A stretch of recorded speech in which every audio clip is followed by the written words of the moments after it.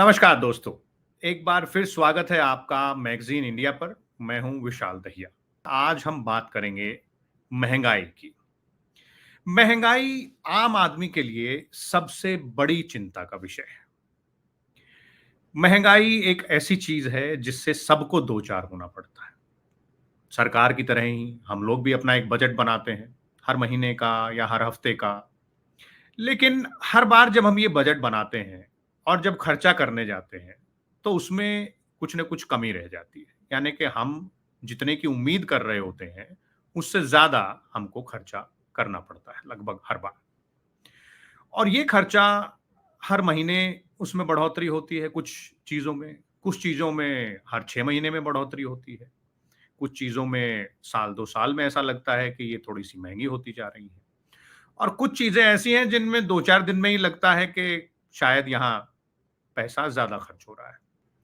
तो आज हम बात करेंगे इसी मुसीबत की, जिससे हम सब लोगों को रोज़ दो-चार होना पड़ता है। महँगाई। महँगाई की दरें क्या होती हैं? वो कौन-सी चीज़ें हैं, जिनमें पिछले लगभग 10 साल में काफ़ी बढ़ोतरी हुई है उनके दामों में? यानी कि महँगाई की दरें उन चीज़ों की काफ़ी बढ़ी हैं। ये भी समझने की कोशिश करेंगे कि जब सरकार हमें बताती है कि इस महीने या इस साल महँगाई की दर 5% रही या 4% रही या 6% रही, तो वो कैसे निकलती है? वो तय कैसे होता है कि महँगाई की दर इस साल, इस महीने कितनी है? तो शुरुआत पहले करते हैं इस बात से और उन खास चीज़ों से जिनकी दरों में, जिनकी कीमतों में पिछले लगभग 10 साल में बढ़ोतरी हुई। सबसे पहले दालों पर आते हैं। 2014 और 2024 के बीच का अंतर देखें, तो तूर और अरहर की दाल जो है, उसमें 130% बढ़ोतरी हुई है इन 10 सालों में। उड़द की दाल में 97% बढ़ोतरी हुई है। चने की दाल में 76.7% बढ़ोतरी हुई है। और टमाटर और आलू की अगर बात करें, तो टमाटर में 108.5% बढ़ोतरी हुई है। और आलू की कीमतों में लगभग 75% यानी कि 74.4% बढ़ोतरी इन 10 सालों में हुई है। फिर सूरजमुखी का तेल यानी कि सनफ्लावर ऑयल जिसे कहते हैं, 42.3% उसमें बढ़ोतरी हुई। खुली चाय पत्ती जो हम खरीदने जाते हैं, टी, उसमें 36.3% बढ़ोतरी हुई। गुड़ में 34.3% बढ़ोतरी हुई और चीनी में 28.9% बढ़ोतरी हुई। एक चीज ऐसी है जिसकी कीमतों में लगभग पिछले 10 साल में और उससे पहले भी शायद बहुत ज्यादा बढ़ोतरी नहीं हुई है, उसको हम फ्लैट रेट कहते हैं। वो है नमक। नमक की जो कीमत है वो 14 रुपए 2014 में थी और अब 2024 में लगभग 22 रुपए के आसपास है। यानी कि उसकी कीमतों में कोई खास बढ़ोतरी नहीं हुई। प्रतिशत के हिसाब से देखें तो काफी बढ़ोतरी है, लेकिन आम आदमी के जेब के हिसाब से देखें तो अभी भी वो कीमतें काबू में है। अब केवल खाने-पीने की चीज़ों की बात नहीं है। जब हम आगे चलेंगे तो हम आपको समझाएँगे कि कैसे जब महँगाई की दरें निकाली जाती हैं, महँगाई की दर की बात होती है, तो उसमें कैसे जो है खाने-पीने की चीज़ों के अलावा और भी कई चीज़ें हैं, जिनकी गिनती की जाती है।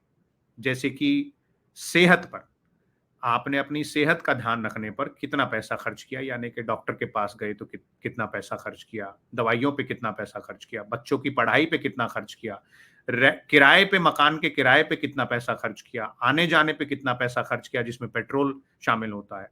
तो उनकी कीमतों में 10 साल में कितनी बढ़ोतरी हुई, ये भी जानना महत्वपूर्ण है।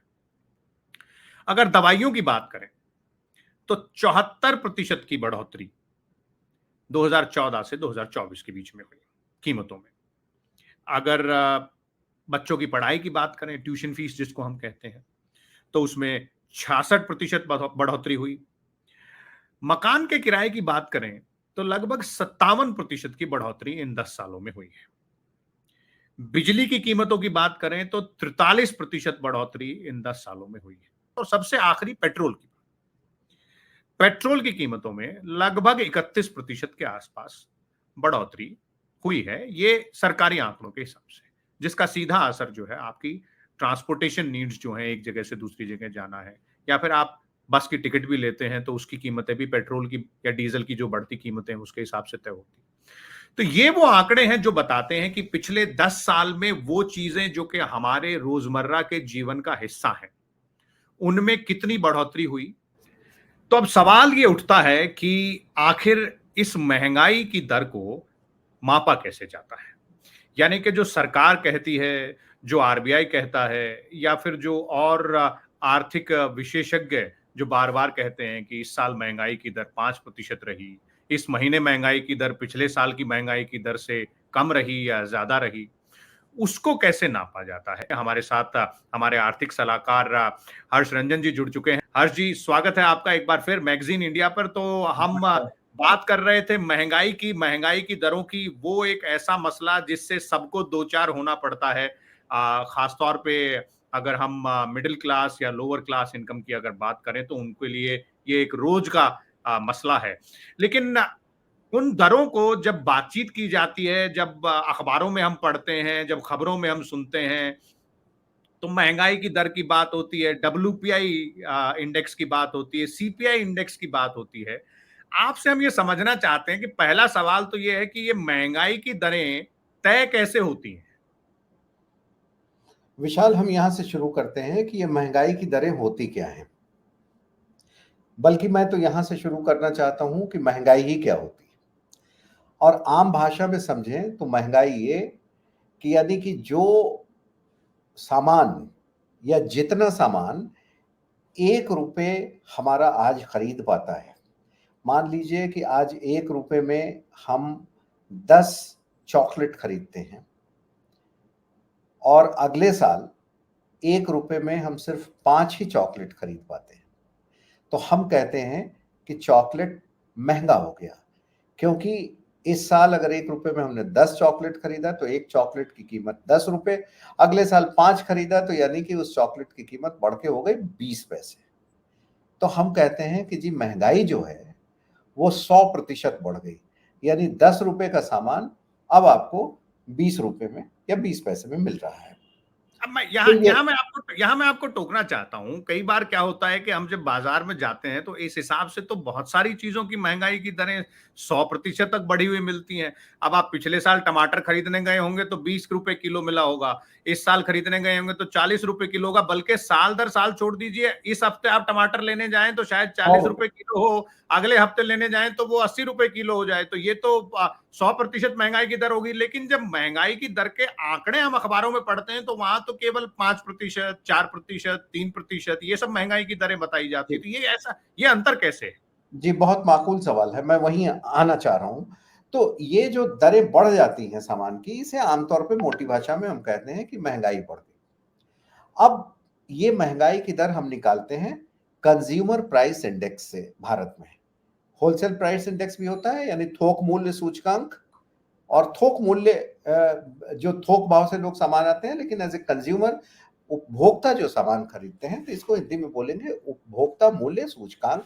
जिस मूल्य पर एक आम आदमी, एक कंज्यूमर वो प्रोडक्ट खरीद रहा है। अब जो प्रतिशत की आप बात कर रहे थे, इसका एक सिंपल फार्मूला मैं बताता हूँ। कंज्यूमर प्राइस इंडेक्स क्या होता है? तो आप ये समझ लीजिए विशाल की जो cost of fixed basket of goods, एक बास्केट होता है, उसमें सामान लगभग 800 सामानों की एक सूची है जिसे हम आप यूज करते हैं। उन 800 सामानों में टूथपेस्ट भी है, साबुन भी है, तेल भी है। तो ये जो है, ऐसे 800 वस्तुओं का एक बास्केट बना दिया गया है। तो इनकी जो कीमत होती है फिक्स्ड बास्केट की, और जो सर्विसेज हम ऑफर करते हैं, हमेशा सेवा क्षेत्र को भी ध्यान रखिए कि जो सर्विसेज, रेलवे का टिकट, प्लेन का टिकट, होटल में जाके खाने का, ये जो सर्विस सेक्टर की इंडस्ट्री है, आईटी में किसी ने आपने किसी से मदद मांगी, तो इन सबको मिलाकर, और जो cost of fix basket of goods and service base year में है। अब इसमें पूछेंगे कि एक बेस ईयर होता है, तो बेस ईयर को आप मान लीजिए कि वहां से शुरुआत हुई है और वो मान लीजिए कि 100 है।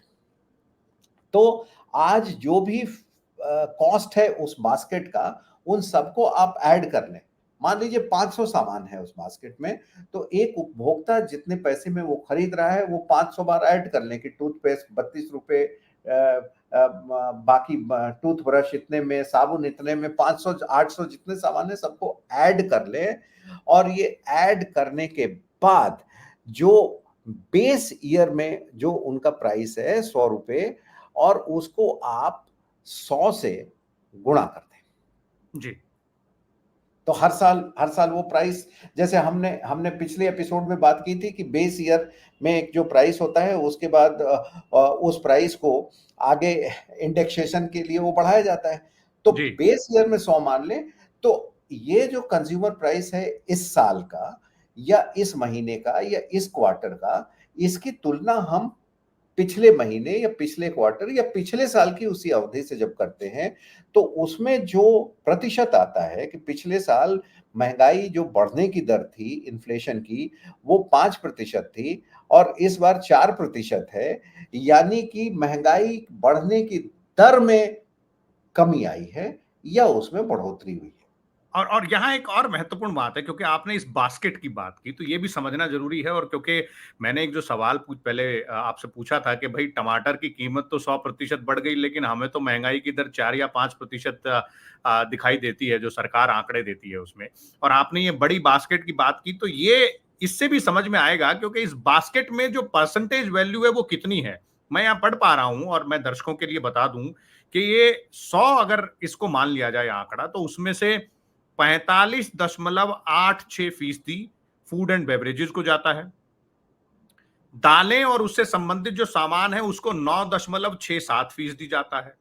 दूध और दूध से बने जो प्रोडक्ट हैं उसको 6.61% जाता है। सब्जी जो हम खरीदने जाते हैं, जहां सबसे ज्यादा तकलीफ हमको होती है, उसको केवल और केवल 6.04% इसमें जगह दी गई है। इसके अलावा जो स्नैक्स या फिर जो है मतलब मिठाई हम खरीदते हैं, या बनी बनाई चीजें जो होती है वो खरीदते हैं, उसको 5.5% है। मीट और मछली वाला जो सामान है उसको 3.61% है। तेल और घी जो हम खरीदने जाते हैं वो 3.56% है। और मिसलेनियस जो है 28.32% है, जिसमें मिसलेनियस में भी बहुत महत्वपूर्ण चीजें, और इसमें मैं जरूर आऊंगा आपके पास। पहले बता दे दर्शकों को, ट्रांसपोर्ट और कम्युनिकेशन, यानी कि मोबाइल कितने का रिचार्ज करवाया और बस की टिकट या ट्रेन की टिकट कितने की ली, वो 8.59% है। हेल्थ, आप डॉक्टर को दिखाने गए, कितना पैसे दिया, और दवाई कितने की ली आपने, 5.89% है। बच्चों की फीस आजकल बहुत बढ़ गई है, लगातार बढ़ती जा रही है, लेकिन एजुकेशन का हिस्सा 4.46% ही है। हाउसिंग, अगर आप किराया देते हैं तो वो हर साल 10% बढ़ता है, लेकिन इसमें 10% ही उसको जगह दी गई है। फ्यूल, हम लोग कहते हैं पेट्रोल बहुत कीमत बढ़ रही है। जो घर में गैस सिलेंडर लगा हुआ है, या जो सीधी गैस की पाइपलाइन लगी हुई है, उसकी कीमतें भी बढ़ रही हैं। उसको 6.84% दिया गया है। और कपड़े हम लोग जो खरीदने जाते हैं उसको 6.53% दिया गया है। और इसके अलावा अगर आप पान तंबाकू इस सब के शौकीन हैं, जो कि नहीं होना चाहिए, तंबाकू सेहत के लिए हानिकारक है, लेकिन उसको भी 2.38% की जगह दी गई है। तो ये जो क्लासिफिकेशन किया गया है, हर्ष जी, मेरा सवाल ये है, क्या ये रियल टर्म्स में आम आदमी जिस महंगाई को झेलता है, जिसकी बात करता है, जिसकी हम सब सुनते हैं, देखते हैं, महसूस करते हैं, उसको ये सही रिफ्लेक्ट करता है, या ये इसमें भी कुछ बदलाव होता है, या उसकी गुंजाइश होती है? मैं आता हूँ सवाल पर। इसमें बदलाव होते हैं, और बदलाव होने के साथ-साथ ये जिस बास्केट की बात की, इसमें आपके पिछले सवाल का जवाब छुपा हुआ था कि क्या बात है कि टमाटर की कीमत जी। 500% तक भी बढ़ जाने से, क्योंकि वही टमाटर 2 महीने पहले ₹10 में बिकता था, अब ₹100 किलो बिक रहा है। इतना बढ़ जाने के बावजूद ओवरऑल जो महँगाई की दर होती है, उसमें कोई ख़ास बदलाव दिखता नहीं है, उसमें कुछ प्रतिशत, पॉइंट प्रतिशत ही दिखता है, क्योंकि ये वो चीज़ हैं जो एवरेजिंग में आ जाती हैं। एवरेजिंग बोले तो जो पूरा खुदरा खाद्य महँगाई की दर आप अगर केवल देखेंगे, तो उसमें जी। ज़बरदस्त बढ़ोतरी मिलेगी, जो कि लोगों को पिंच करती है। क्योंकि खाने की चीज़ें और जो सब्ज़ी है, उसको आप डिनाई नहीं कर सकते, वो आपके लिए एसेंशियल कमोडिटीज है, दूध एसेंशियल कमोडिटी है जिसको आपको लेना ही लेना है। इसलिए केवल अगर उसको देखें तो वहां काफी बढ़ी हुई कीमतें नजर आती हैं जो जनता को चुभोती हैं। और कई बार ये महंगाई कई सरकारें गिरा चुकी हैं, प्याज ने दिल्ली की सरकार गिरा दी थी, आपको ध्यान हो तो। जी बिल्कुल। लेकिन कुछ सर्विसेज सेक्टर में जिसकी बात की आपने, जिसको आमतौर पर आदमी टाल सकता है, वो एसेंशियल नहीं है। जैसे कपड़े आपने नहीं खरीदे, कोई बात नहीं, आप उसको बाद में खरीद सकते हैं। यात्राएं अगर बहुत जरूरी नहीं हुई, नहीं किया आपने, आपने उसको टाल दिया, तो इस तरीके से कई चीजें टाल देते हैं। तो अगर अगर अलग अलग करके देखें, उसको सेगमेंटाइज करके, सिर्फ खाद्य खुदरा मूल्य स्फीति की जो दर है, तो वो आपको बढ़ी हुई दिखेगी। यानी कि जो अभी बहुत खाने पीने की चीजें हैं उसको 100 में से 45% के आसपास जगह दी गई। बाकी जिन चीजों की हम बात कर रहे थे, चाहे वो किराया हो घर का, या फिर एजुकेशन हो, या हेल्थ हो, या ट्रांसपोर्ट हो, उसको लगभग 28% के आसपास जगह दी गई। और फिर बाकी जो चीजें बच गई वो छोटी मोटी चीजें जिनकी हम बात कर रहे थे, मिसलेनियस जिनकी हम बात कर रहे थे, वो उसमें चला जाता है। और ये बास्केट में मैं यहाँ बता दूं कि ग्रामीण बास्केट और जो अर्बन बास्केट है, शहरी बास्केट है, वो उसको भी क्लासिफाई किया गया है। और ग्रामीण बास्केट में जो रूरल बास्केट है, उसमें 448 वस्तुओं को रखा गया है, जबकि अर्बन बास्केट में 460 वस्तुओं को और सेवाओं को इस तरीके से रखा गया है।